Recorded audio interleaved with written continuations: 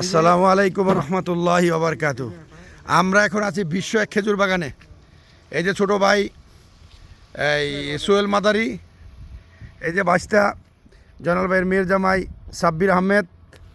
আমরা এই যে দেখেন এই যে করলাম হচ্ছে, কিন্তু ওই যে অলরেডি বইল এসে বেরোচ্ছে।